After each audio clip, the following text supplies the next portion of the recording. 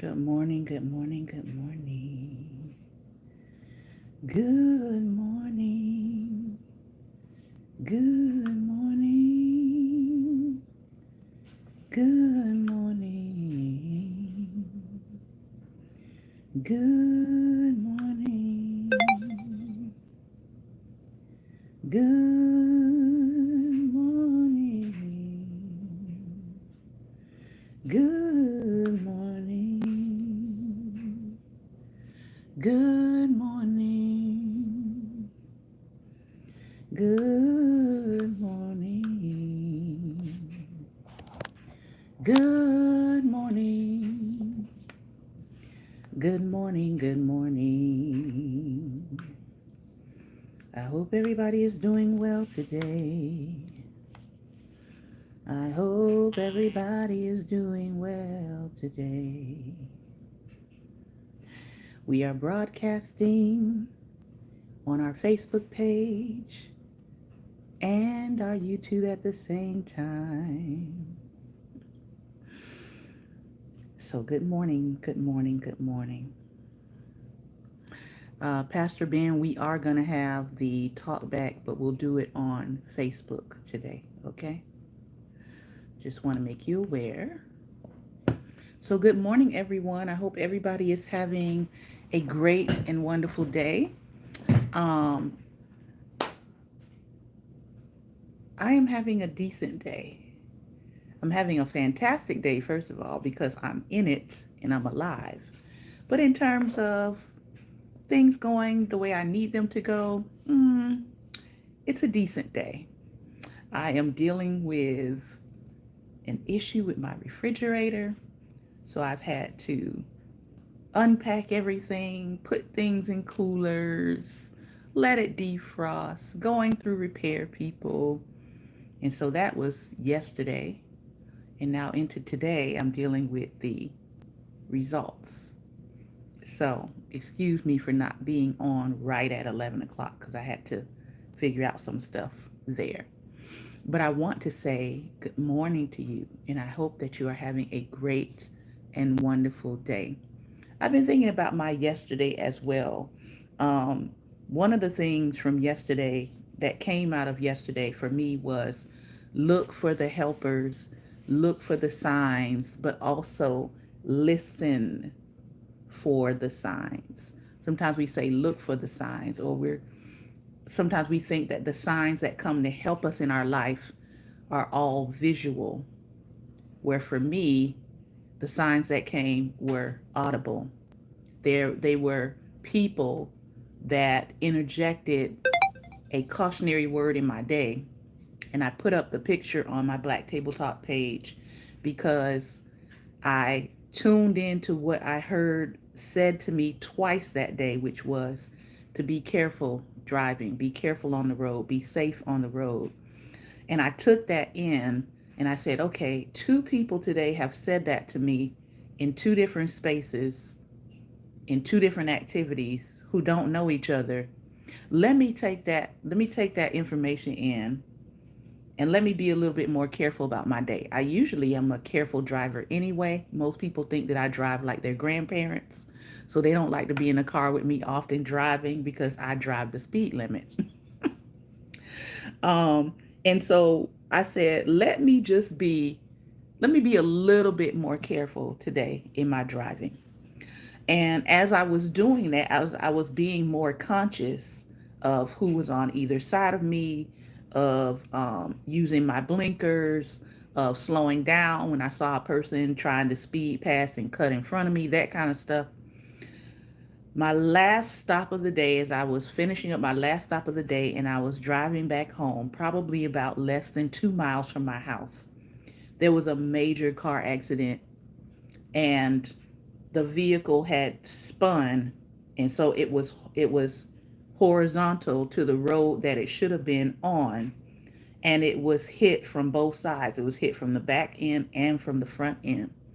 And there were already police on the scene, but of course our traffic had stopped both ways. And I took a snapshot because we were at a stoplight. I took a snapshot of it and I put it up on Black Table Talks page to say, that sometimes when we're thinking about looking for signs or we're thinking about looking for help, sometimes it comes in the voices that we hear, that we sometimes brush off, or because we're in a hurry or we're trying to get things done, we don't always pay attention to those voices that come.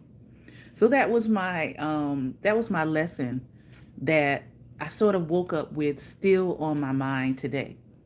Now, this is Teachable Tuesday, and this is Black Table Talk. We are also on our Black Table Talk page this morning, and we're going to, of course, be talking about black things today, all things black. But really, if you know me, you know we talk about all things black every single day. It is what it is. It's a part of my human experience in this world. So I don't ignore my human experience in this world through the lens of a black woman. But we're going to dive back into a book we had been reading. We paused in March because it was Women's History Month and I wanted to focus more in on women's history specifically. But Bell Hooks' book, Rock My Soul, I think if you are a black person right now and you are um, wanting to understand some of the things that have happened with our history, some of the attitudes that black people have walked through, and the thoughts of the black collective, she does a really good job of um, breaking down black thought and how our thought about ourselves have evolved or has evolved. And so this book, Rock My Soul, Black People and Self-Esteem, I want to just focus on a couple of passages out of here because her work is so potent. You can't just, to me, you can't just read through a Bell Hooks book and not stop and pause and reflect on what she is saying. So when it comes to these kinds of books, especially Hooks books, I like to take my time and treat her book like a nice, I don't drink wine, but for people who do, something that you can sip on, something that you can savor. For me, it's coffee, something that you can sip on and savor and roll around on your tongue and get all of the flavor and the notes of it. That's what happens when I start reading Bell Hooks' work. So we've been reading this book for a while because it makes you reflect. So I want to go into this thing right here. This is page 79 if you have her book, Rock My Soul.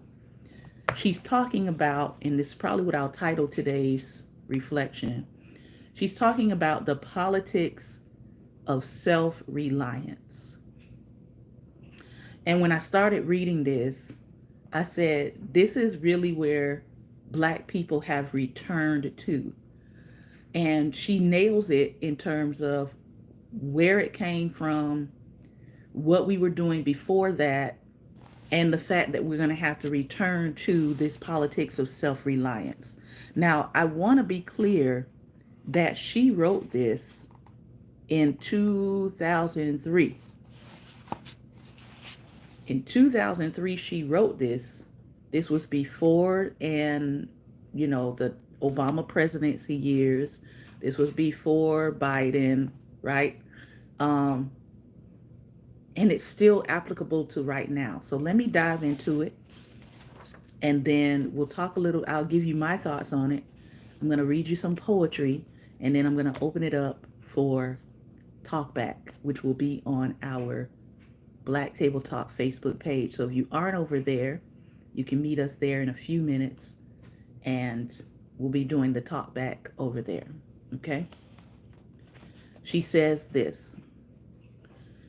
to refuse to be victims, all black people must willingly engage in a politics of self-reliance that upholds taking responsibility. As an expression of positive self-esteem, we have to promote the value of living consciously in a society where everyone is encouraged to remain unconscious. Are we not living in this moment right now? Yes, we are. All around in the world, in the most dreadful situations of war and prolonged holocaust, heroic individuals have relied on their capacity to assume a degree of responsibility, however relative, over their lives to ensure their survival. African American history documents the incredible struggles and triumphs of Black people working to maintain positive thinking and action in the face of oppression and exploitation. And still, and still, we are here, right? This legacy was once the basis of African American self-reliance and self-determination. This spirit of living consciously and taking responsibility was upheld by religious practice. When Christian ethics, reinforced by an active church experience, were the norm for most African Americans, religious teachings helped instill a culture of accountability. During the 70s, she says, when atheism and fundamental shifts in this nation's moral and ethical values began to be a norm, Black communities suffered. Why? Why did they suffer? She's saying that there was a moral underpinning, that even if you didn't agree with Western Christianity, which most of us do not, okay, there was still a moral underpinning that was sort of holding Black people to say, I am responsible for my well-being. I'm responsible for my spiritual well-being. Nobody's going to do that work for me. Okay? But listen to what she says. Black communities, as established churches began to become more corrupt, and I think we can safely say we are in the era of corruption rampant in Black churches. As Black churches began to become more corrupt, more concerned with money making and flashy lifestyles, the power of Christian-based self-determination was diminished. Now, she wrote this in 2003. We can clearly see that that is the truth in 2025. The dismantling of predominantly Black educational institutions where the teaching of self-love and positive self-esteem was organically a part of the curriculum was strategically useful for the covert maintenance of racial inequality. All Black schools were among the places where individual Black people learned self-reliance. One more time. All Black schools were among the places where individual Black people learned self-reliance. They learned self-reliance. They learned self-love. They learned community values. Okay?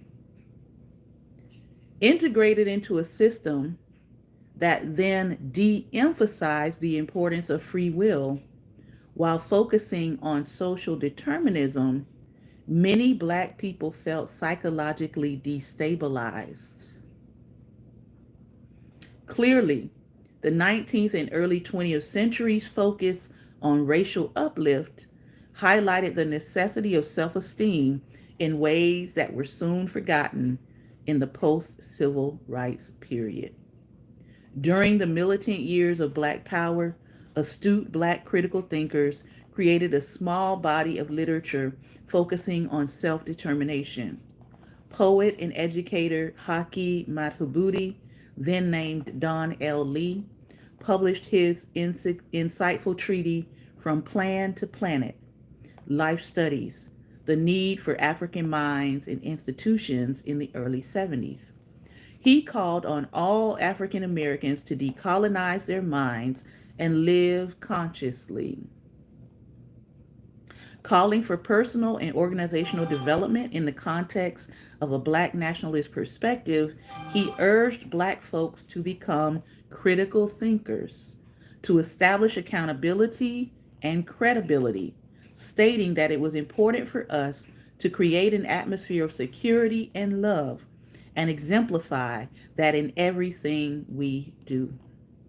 Yet, as Black Power militancy lost momentum because of racial integration, that offered economic reward for assimilation into the dominant culture, the essential focus on self determination was overshadowed. And now we see this economic reward for assimilation is being snatched from people who thought that they would always have this security because they had assimilated, right? They'd gone to the right schools, they had done everything that you were quote unquote supposed to do if you were going to be successful in this society. Hence, more than 20 years later, Black people must once again reconsider the issue of self determination. Now, I don't know about you, but I grew up in a household where you didn't have a choice but to consider self determination because, number one, I grew up in the hood. So it was either self determination and survive the hood or go along with what was going along and wind up as somebody's statistic. I made up my mind when I was maybe 12, 13 that I didn't want to be somebody's statistic. I wanted to create my own way, make my own way, carve my own future. But of course, I knew that I needed adults around me to help me get to that place. So I started paying a lot more attention to my elders' stories, my elders' warnings about what life was like. I knew that they had already been the route that I was trying to go. So for me, I started sitting at my elders' feet. Now, of course, I got told that I was acting like an old lady often. I got told, you need to be going out doing something else. Why aren't you doing something else at this moment? But the earlier that I realized